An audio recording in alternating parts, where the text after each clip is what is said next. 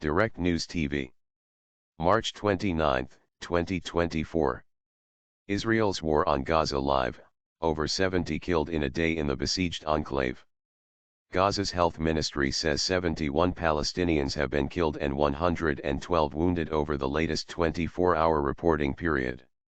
At least 15 people were killed in an Israeli strike on a sports center in Gaza City, while injuries were reported in the bombing of Saad bin Abi Waqtas Mosque in the Jabalia refugee camp. Palestinian Christians barred from Jerusalem's Old City at Easter.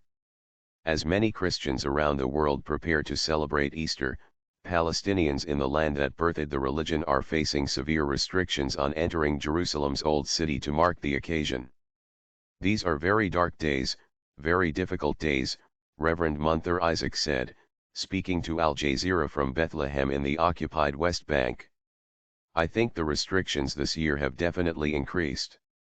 Even for us here in Bethlehem, and Jerusalem is literally 20 minutes away from here, we don't have access.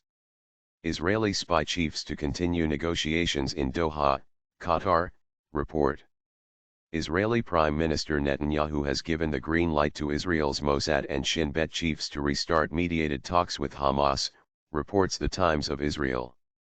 The negotiators are expected to head back to Cairo or Doha in the coming days, and will have room to operate in the negotiations, said the report, citing a statement from the Prime Minister's office.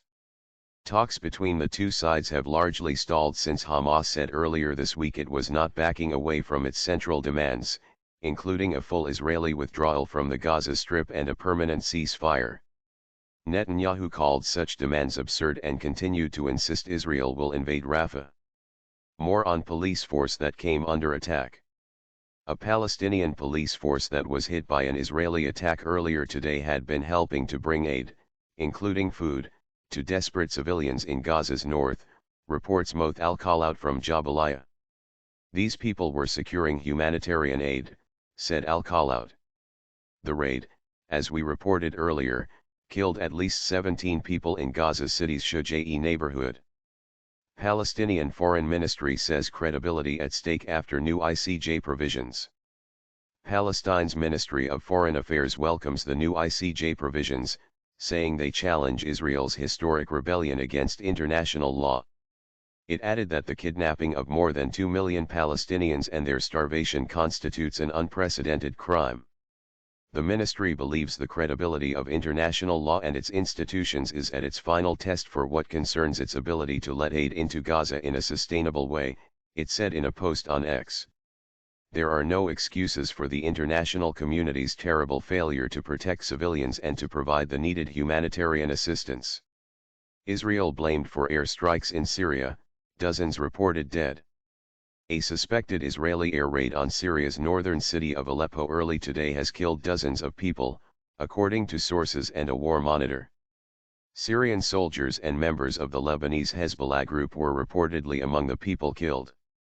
In case you're just joining us, it's just after 3 p.m., 1300 hours o'clock GMT, in the occupied Palestinian territory and Israel.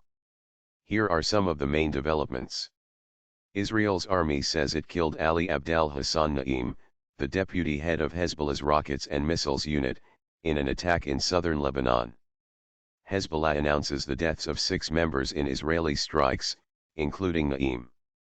71 Palestinians have been killed in Gaza in the past day, raising the death toll since the start of the war to 32,623, according to the enclave's health ministry.